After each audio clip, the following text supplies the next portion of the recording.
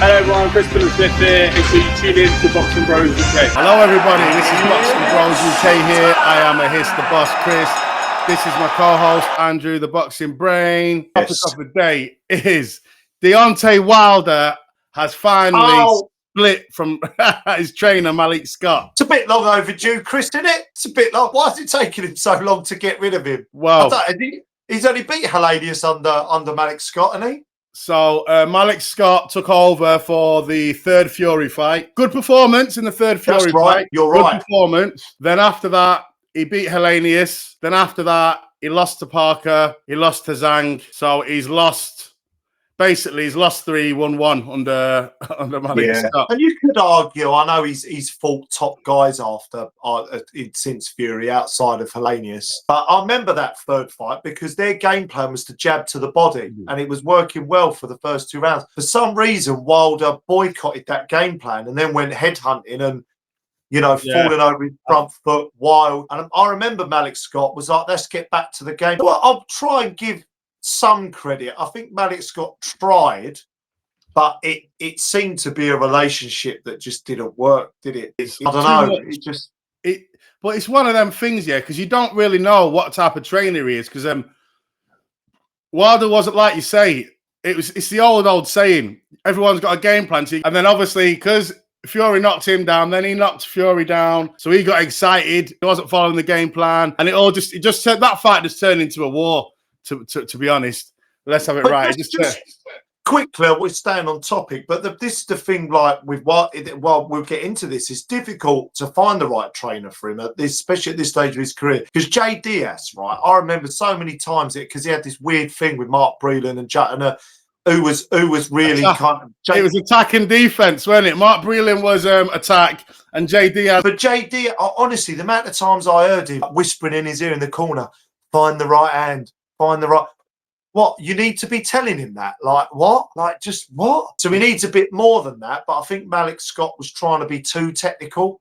And it just didn't work. That's it. And I think Wilder could only stick to the game plan for so long, and then he reverts back to type because he's just wild. Yeah, just wild. And obviously where he's not landing his right hand, he gets flustered. And I think obviously Malik Scott's one of his really, really good friends. But let's check out the statement. So we've got a statement here from Wilder explaining the situation. So here we go. Wilder said, "We're brothers and we always will be brothers. We talk all the time and there's nothing bad between us. So sometimes things change, and this is one of those times." Scott also confirmed the news from his side of the camp, adding, "I wanted the best for Deontay. He did things to electrify the sport. Something needs to be reinvigorated. He called me and let me know we're doing things different in the corner for this fight." Oh, just for this fight. We thanked each other for all we did for each other. He's in good hands, and I know he's in good hands. The amicable breaking off will be a relief for Wilder, who broke on bad terms with his previous trainer, Mark Breland. Wilder, minus the presence of Scott, now faces a challenge to rebuild his career. Should he pick up a victory, it is unclear what is next for Wilder, who will hope for one last hurrah on the big stage. Interesting. So they don't really say why. Yeah, but the veteran believes it will be a case of warm-up fights with bigger events to come in 2026. I want to make sure everything is good with me, Wilder said.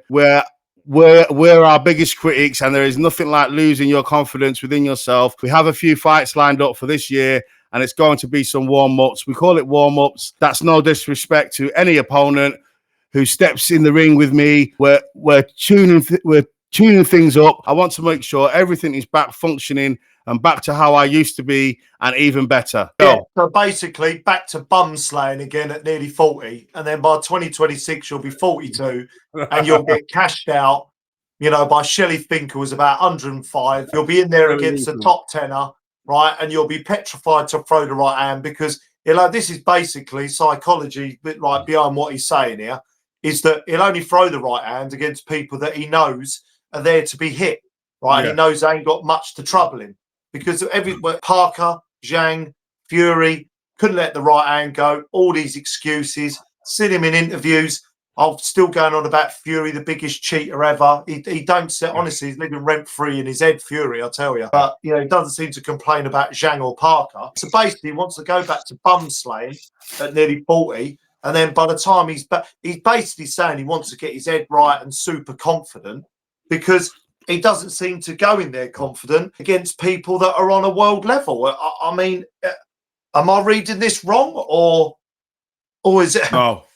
Definitely. I see what he's doing. What he's doing is he's remarketing himself. So he's gonna be knocking out bombs, trying to get the casuals back on side that he's back. Like kind of like what AJ did before he fought Dubois. He knocked out an MMA fighter, he beat Warlin, and we was all like, wow. But the only difference is the only difference is, but I mean like where AJ looked good against Ngannou and Warlin, like He had 2 fights where he looked good in, and maybe we overestimated him. But the only difference is Wilder's doing it against journeyman. This is it's not a good look when you're fighting people who've got losing records. And if you're fighting someone with a losing record, if it ain't Derek Chisora, it ain't worth shit. I mean, this fight as well, Herndon. For people who don't know, he's fighting a guy called Herndon, who's, I mean, I'm trying because I try to be, I'm honest, but I'm trying to be respectful. But God, I mean, this is the king of the bums, mate. I mean,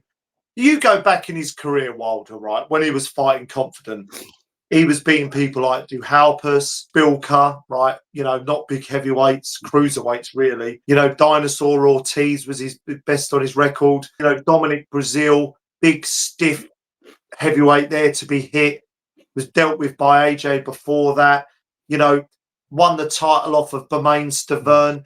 That's his level, right? Let's have it right.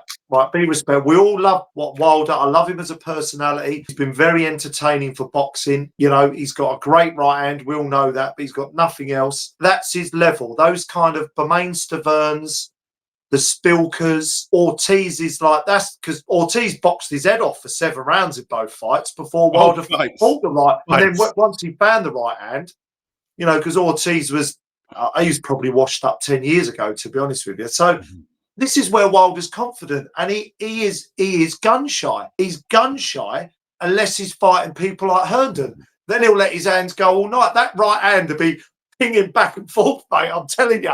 I'm telling you. And he'll get in there someone against decent, and he'll be doing that, watching them all night. And he telegraphs it because the thing with Wilder was, even though he telegraphed it, because he was so quick, it didn't really matter. And when people were running away from him on the back foot, trying to pull back, he could catch them right at the end of it, especially when he threw it with if you're running away from him, when he used to land, that's it. So that's where Fury learned, don't run away from him because he can't get the leverage on it. Stay on him and step around him. To know how to train him. He can't really box on the back foot with somebody who gives him educated pressure and who can get underneath his right hand, slip it. You know, he doesn't really use his jab unless it's a rangefinder. He just sort of pours it out because he's trying to obviously find the range on his on his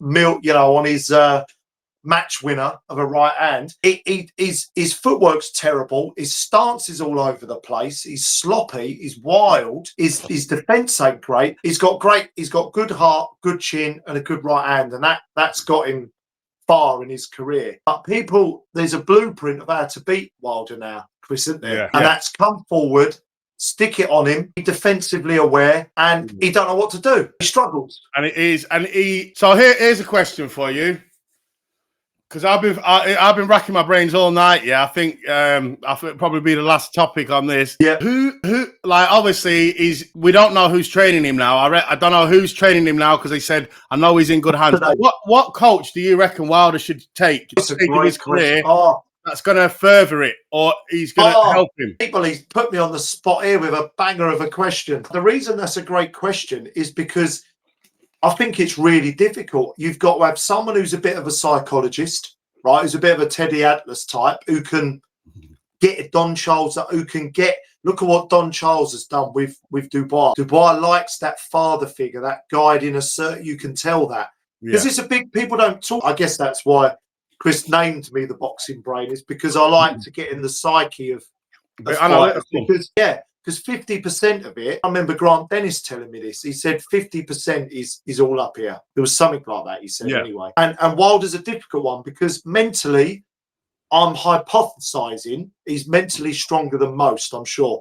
He's a bit mentally fragile, I think. I think he, a bit like AJ, maybe overthinks stuff, what he's doing. I don't know. So he needs someone like an Atlas or a Don Charles that's a good, you know, confident figure in there. And I think he needs someone getting him to fight on the front foot, pressure fight, because he can't fight on the back foot. He's not all of a sudden going to get a brilliant jab.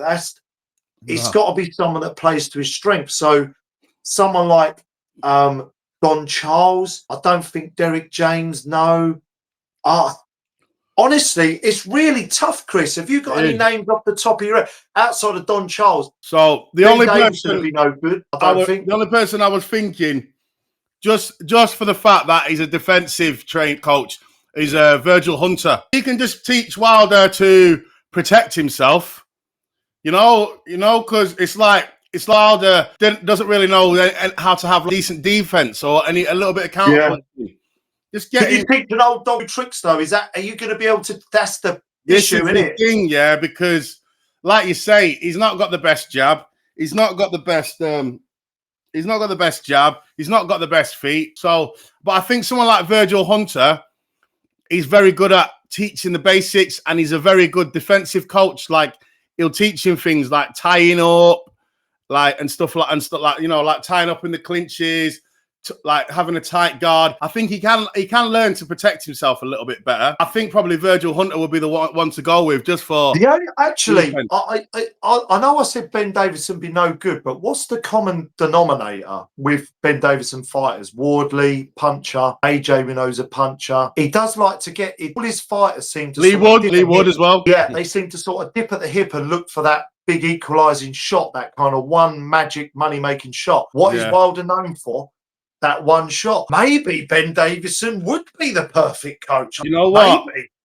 Because you know Ben Davison does all that video analysis stuff where where he tells them like, oh, if they scratch their nose, it means they're going to throw a right hand, so you'll be there with the left. Like he does all that, like works on people's tells, like he does video. So maybe he might be able to help Wilder in that way, you know, to get lucky.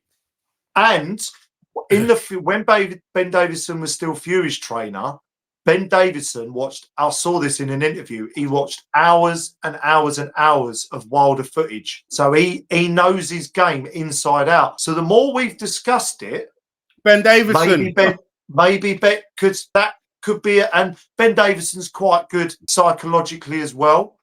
You know, I think because look at what he did with Fury. Managed to get him on side, lost all that weight, got him committed again. And Fury's one of the most psychologically complex fighters we've ever seen. Yeah, for sure. With his antics and his behaviour. So the more we discuss it, the more that might be a good fit. But whether it'll happen, I think you're right, you know, because Ben Davison's the best fit. Because I'll tell you, here's a little bit of boxing knowledge before we go out. So you know Oliver McCall, yeah, he beat Lennox Lewis.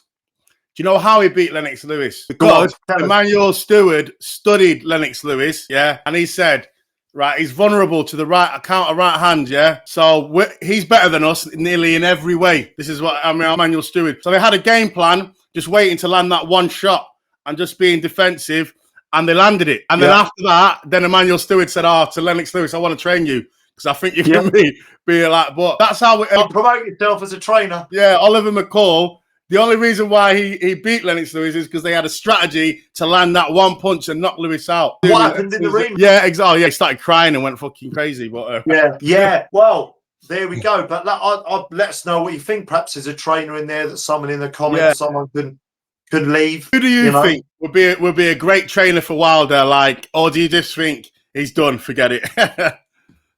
Probably is, to be fair. All right, guys. No, that's good. Like and subscribe, guys. Like and subscribe.